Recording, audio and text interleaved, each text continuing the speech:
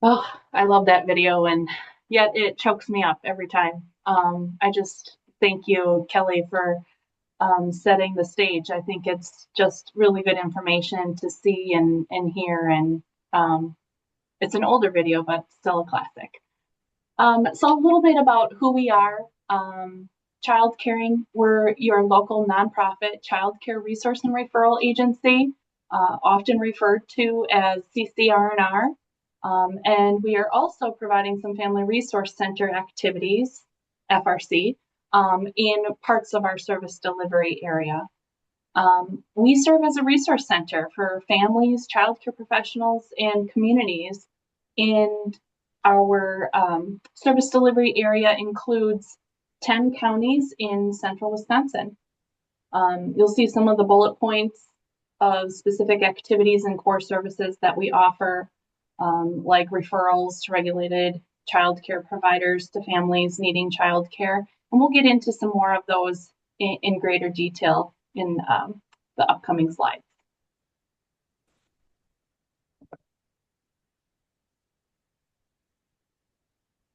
Childcaring not only is a 10 county regional organization, we're part of a larger network or system of childcare resource and referrals across the state of Wisconsin.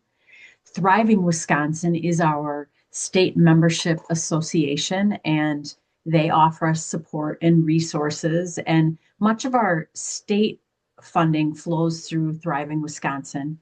The map that you see is the 8 different regions or CCR&R offices across the state. So if you lived up in Iron County or down in Dodge County, you will see similar services among those CCR&Rs as well.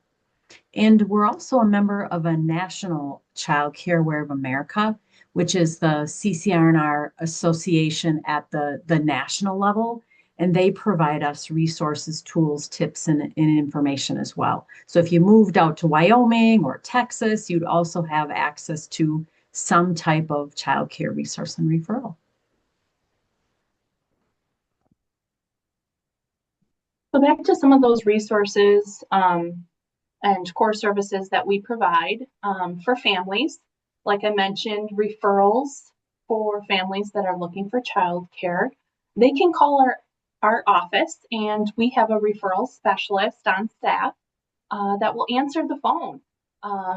In this day and age, that's a perk to have someone just answering the phone Monday through Friday, 8:30 to 4:30. And yet we also have access to referrals through our website, where families can go onto our website and enter in a little bit of their own information to pull up childcare referrals to programs on their own. If that happens to be midnight and they're still awake and on their computer, they can look for childcare using our website. And also the information that we have and can provide to families includes potential vacancies.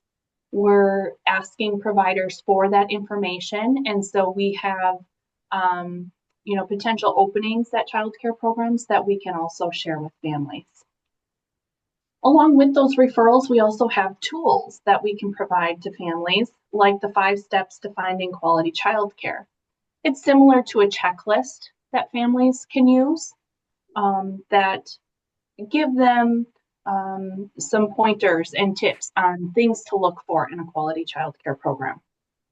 We also have interview questions that families can use when they are maybe talking with a potential provider over the phone, or even visiting that child care program.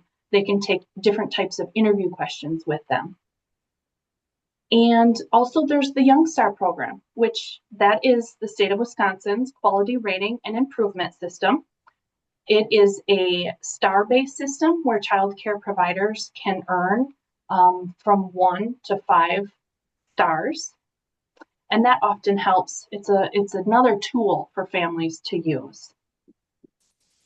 We also have resources and information about different programs that can help families pay for childcare, such as the state of Wisconsin's Wisconsin Shares program, which is the state child care assistance program.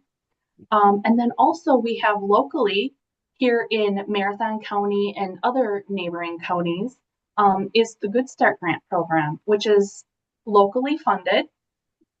Here in Marathon County, it's heavily funded by United Way of Marathon County, Women United, the B.A. and Esther Greenheck Foundation, the Dudley Foundation, and others local funders.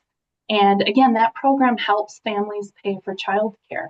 If they don't qualify for the state Wisconsin Shares program, they can apply to Good Start Grant.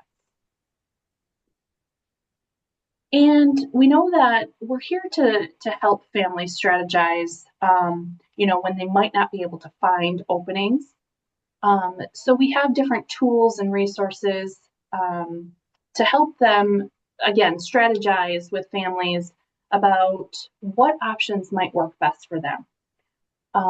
And for some families, that might be staying home and caring for their own children. And if that is, then we're also going to maybe chat with them about if they're interested in providing care for other families and children. And if that is an option for them, then we can help provide resources to look into that and get started with that. Anything you want to add, Kelly? I think you might have mentioned this, Mickey, but just these are our free services that Childcaring is able to offer as a result of some of the state funding that we receive as a child care resource and referral agency. Yeah, thank you.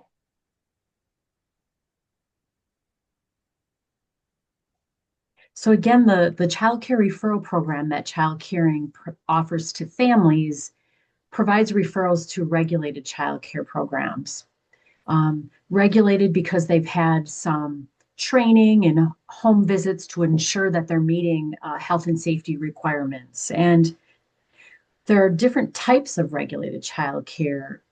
Each state has its own regulations around child care. And in the state of Wisconsin, we'll kind of look to the orange letters at the bottom of this slide. A question people have is, well, how many kids can you care for in the state of Wisconsin legally? And the answer to that question is that you can provide care for up to 3 children who are not related to you at one time without having to be certified or licensed. Once you start caring for that 4th child who's not related to you is when you're required by the state of Wisconsin to become licensed to do childcare. And so the types of regulated care in the state of Wisconsin, again, would be licensed child care or certified child care. When you talk about licensed child care, we're referring either to a licensed family child care provider or licensed group care or licensed camps. And so a licensed family provider typically provides care within their home. They can care for up to 8 children in their home with typically 1 care provider. If you want to care for more than 8 kids, then you're looking at obtaining a group child care license in the state of Wisconsin. That's typically a program that cares for 9 or more kids at one time. They're usually located outside of a home. A great example of that in the Wausau area would be like the YMCA's or Wausau Child Care. Those are examples of group child care programs. Group child care programs could be licensed for 10 kids. They could be licensed for 200, 300 kids. No limit really on the maximum capacity of a group center, as long as you have the toys, equipment, the programming, the staff for that license. And then the other type of licensed program in the state of Wisconsin would be a licensed day camp. Typically, they operate outdoors, typically in the summertime, generally for kids who are a little bit older. So that's your licensed option in the state of Wisconsin. And the other type of regulation would be certification. Generally, a certified family child care provider operates in their own home. It's a lesser type of regulation than family child care. Generally, there's 1 to 3 children in care under the age of 7 because that particular provider can only care for 6 kids in their home. Childcaring is fortunate to be the certification agency in Marathon County and in seven additional counties across, our service delivery area. We also offer pre-licensing support in a number of counties within our service area as well. Mickey, anything to add with types of regulation? No, I think that oftentimes we talk about this, and you can really get into the weeds with regulation in Wisconsin. So I'm just thankful that, child caring exists, and we have staff and experts about, knowing this information. So when it does get confusing to people, that there's a resource for people to turn to.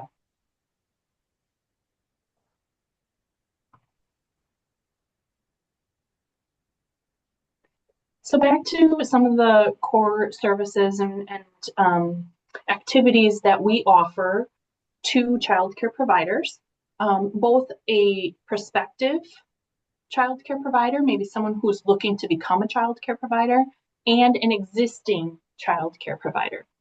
For that prospective provider, if anyone is interested in starting a childcare program, we have monthly startup and informational sessions. They're held virtually, they're free. One is happening this afternoon at 12:30. So again, we hold those every month. And if someone was not able to join one of those startup sessions, we would be absolutely more than happy to meet one-on-one with them, have a virtual meeting, or they're welcome to come to our office, whatever may work for them. However, we can help them provide that startup information to them. We also do offer the foundational trainings that are required in the state of Wisconsin to work in a regulated childcare program. One, for example, is Intro to the Childcare Profession. These are 50-hour trainings, and so our staff are offering those.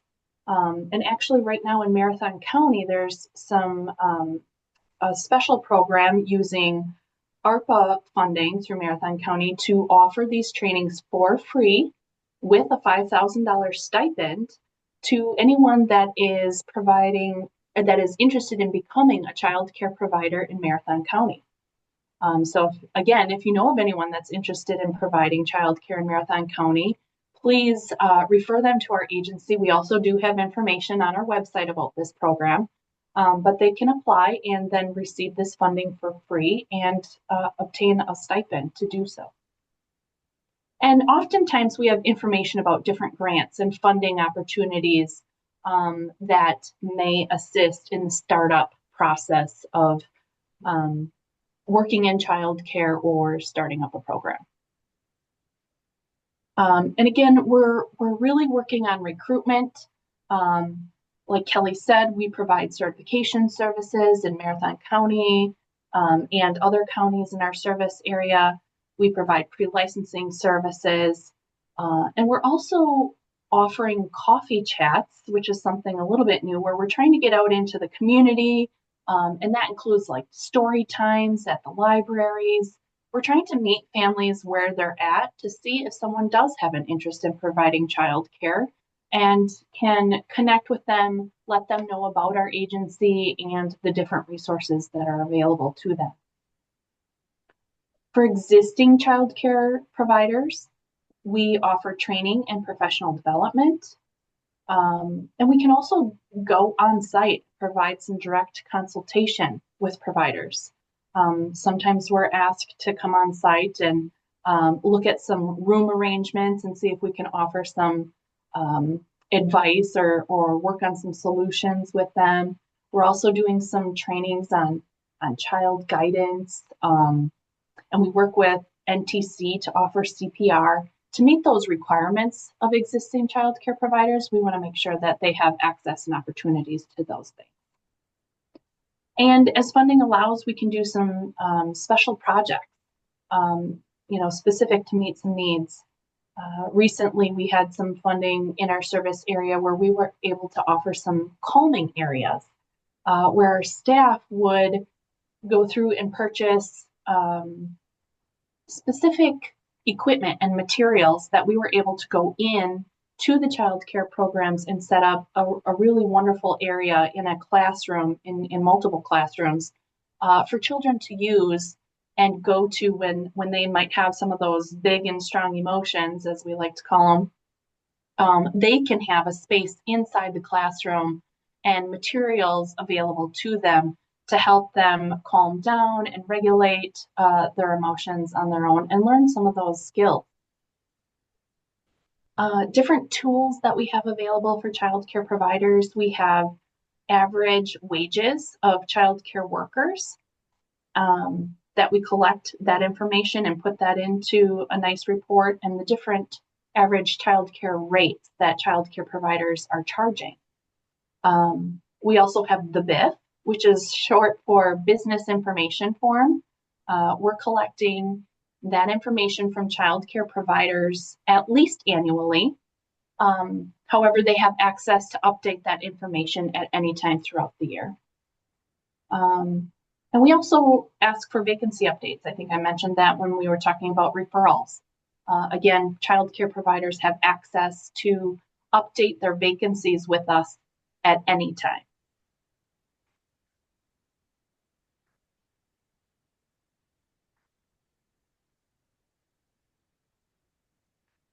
So this next slide really addresses the accessibility issue that we're facing today in childcare. Really, we've experienced a fairly significant decline in the numbers of regulated childcare programs. As you can see in this slide on the left-hand side, in 2015, we had 134 regulated childcare programs in Marathon County. Shifting, over to the right-hand side of the chart, looking at the numbers decreasing, in June of 2025, we're down to only 76 regulated childcare programs. And the right-hand side of our slide is the Marathon County regulated slots. So each childcare program has a certain number of slots that they are regulated for, how many kids they can have at one time. And as you can see, in 2015, there were 3,516 regulated slots. Fast forward to June of 2025, we're down to 3,130 childcare slots. So as you can see, in the past 10 years, we've lost about 43% of our programs in Marathon County, and about 11% of the slots are lost. If you need additional information about a specific county outside of Marathon County, let us know. We can gather you some data and statistics about that. But you can see just based on this, data here that we're really experiencing a crisis around childcare, and that's why we're hearing so much about childcare in the news. That's one of the reasons why we're hearing so much about childcare in the news these days.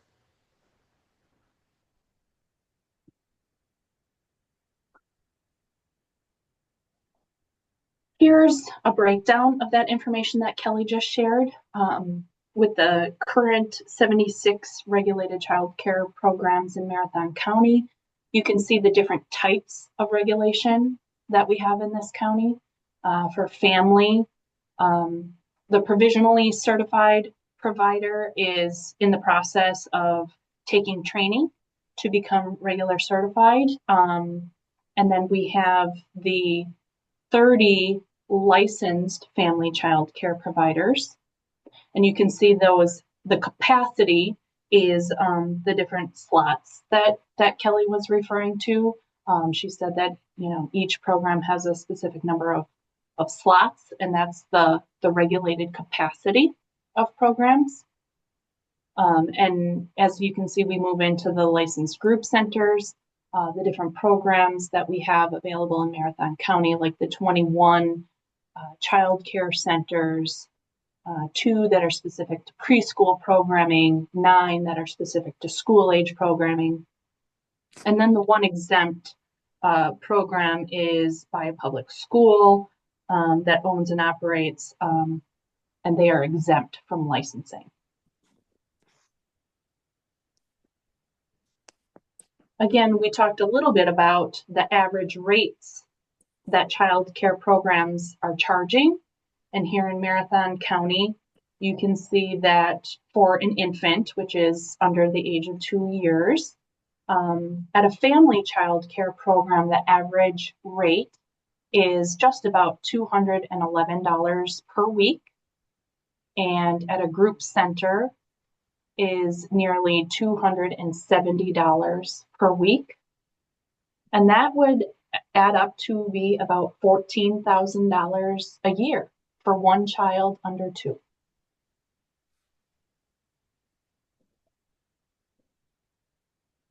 Average wages for the child care worker in Marathon County. We gather information for different staff members in a child care center.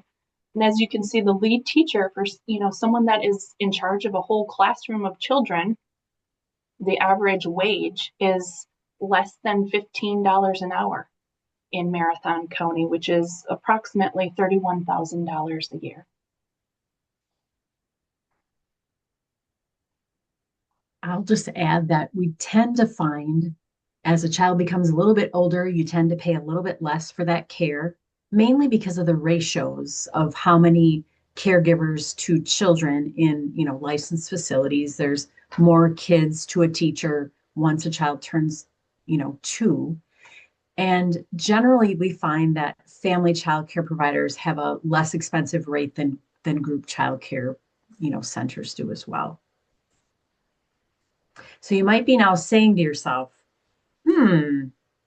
how is it that the child care providers working in those centers that I'm paying almost $300 a week for, are making so little? And we really like to help educate people on, why that is. And so we often say that as a business model, there's something wrong with, the child care business model, because it's hard to understand why as a parent or as a consumer you pay so much, but as someone working in the program, you're paid so little.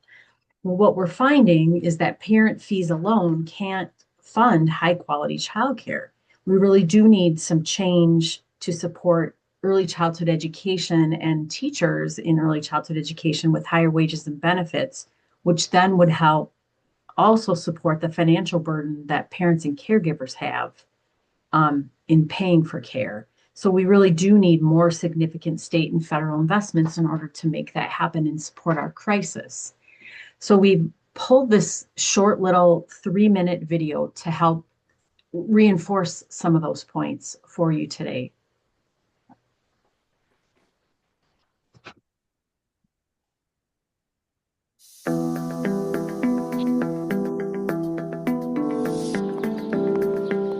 Alicia and Craig needed an early care and education program for their 2-year-old son, Jaden. Eventually, they found a suitable child care center nearby that offers a nurturing environment for Jaden and is open while they're at work. But it costs nearly $10,000 per year. That's more than a mortgage in most states. Even though they're paying the average price for child care, it's a financial burden, and now they're expecting a second child. Meanwhile, Jaden's teacher, Sonia, is worrying about how to put food on her own table. Even though she has a bachelor's degree, she earns less than $15 an hour. In fact, more than half of childcare workers and nearly half of preschool and kindergarten teachers reside in families that utilize public assistance. Childcare is complex work that can impact children throughout their lives. Yet Sonia, like many early educators, doesn't receive benefits like health insurance and paid leave. So why do early childhood teachers earn so little when parents pay so much for childcare? There's a flaw in the system. Parent fees alone are not enough to fund quality early education. Let's look at the facts.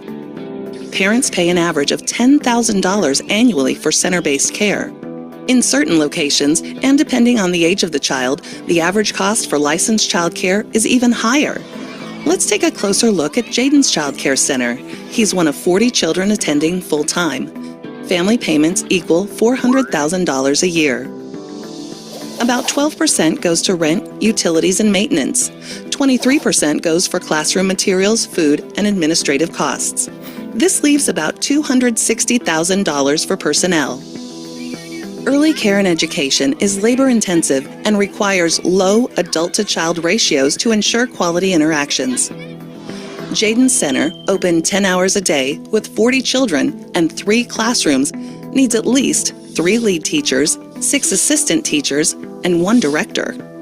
The remaining money doesn't allow for median salaries, let alone benefits. Parents can't afford to pay. Teachers can't afford to stay. Public investment is the way. We invest in education for older children. Why not for all children? Here's how we can advocate for more public investment in early education programs. Invest in early care and education as other industrialized nations do. If parents are charged, ensure no family pays more than 7% of their income on childcare. Ensure that all teachers have better compensation and workplace support. Those caring for our youngest should at least be paid on par with kindergarten teachers. Question your legislators and candidates about their response to these issues. So let's invest in our teachers and children. Together, we can make it right for children, their families, and their teachers.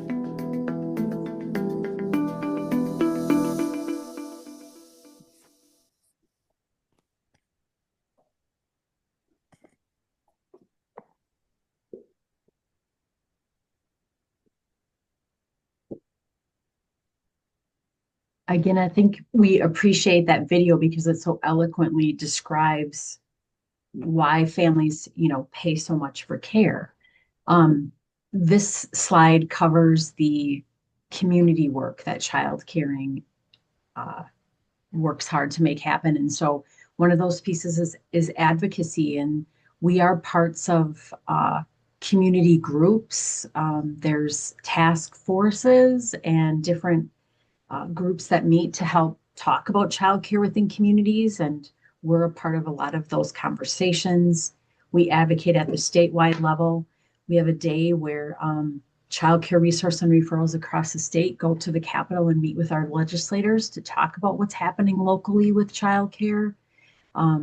We've had like Representative Snyder here, Senator Tomczyk, try to help educate our legislators about the issues. And even at a federal level, a couple weeks ago, Mickey was fortunate to be a part of a community conversation with Senator Tammy Baldwin.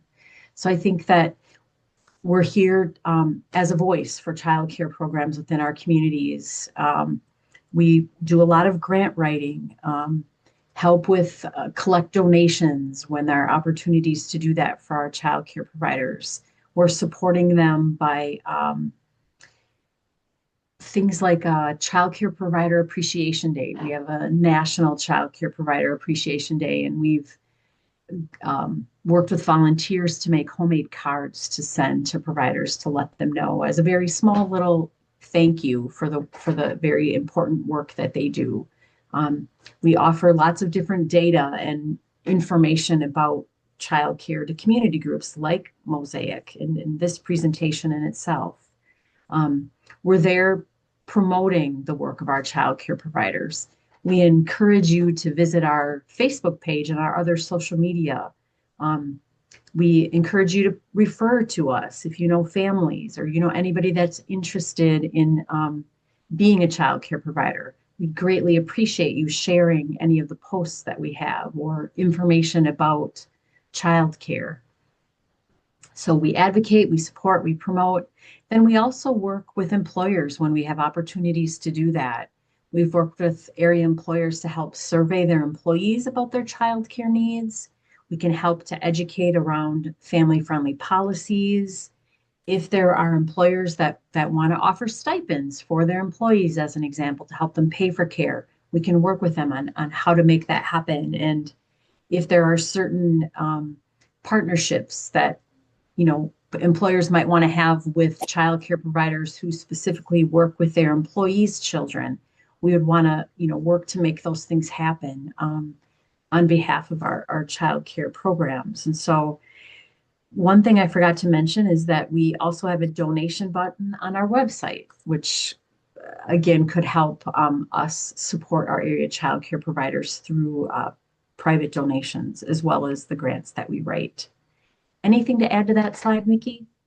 Yeah, I just think that that video was a great segue into this slide because we talk about advocacy and, some of the work that we do as an organization. And some of that work is helping our community members and community partners also become advocates for children, families, and child care providers. So I think I would just encourage our community partners to reach out anytime an opportunity arises to do that advocacy and let us know if there's anything that we can help do or provide to make that successful. And, the promotional piece is we're a small nonprofit agency. We don't spend millions of dollars on marketing.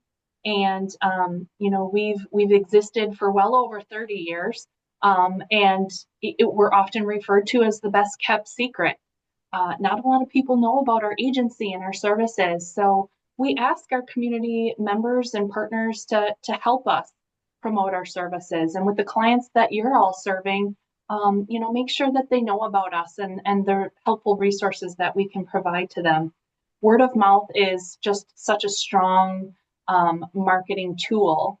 And so we're trying to use those tools and like Facebook, something as easy as sharing our posts on Facebook can really help an agency like ours. That was a great segue into the last slide, Mickey.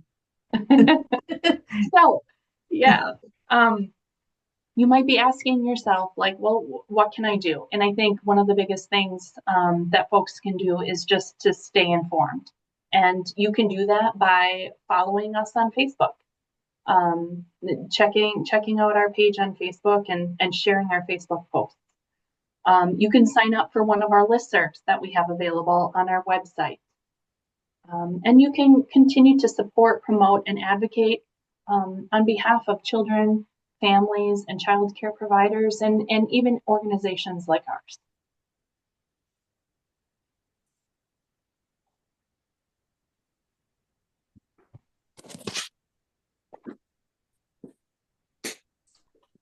This is where we'd like to open up for questions. Thank you for your time and thank you for being here with us today to learn a little bit more about child care and child caring as a resource in the community. We'd love to talk with you if you have questions or comments or need any information about anything more. Sound good, Christina? Yes, thank you guys so much for such a great presentation. And this session was recorded, so I will be sending that out to participants as well, and feel free to share it. And yeah, we'll just leave a few minutes for questions.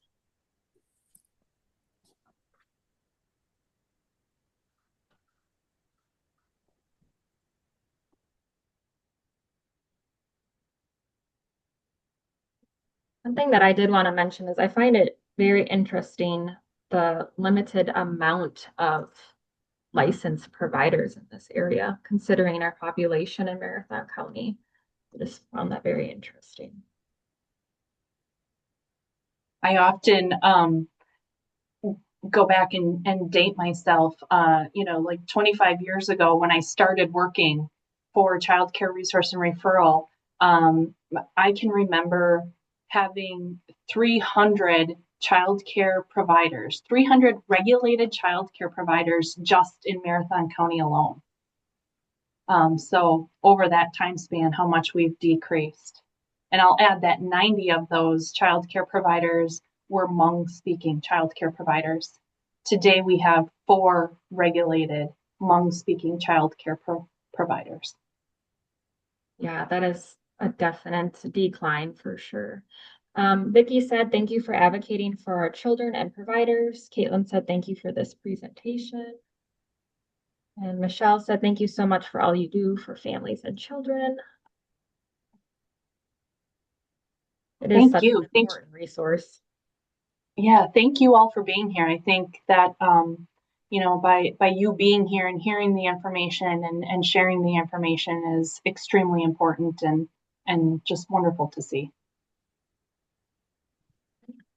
All right, well, if we don't have any other questions or comments, again, thank you guys for joining us today, and thank you to our presenters, and have a great rest of your day. Thanks, everyone. Thank you. Reach out if you need to.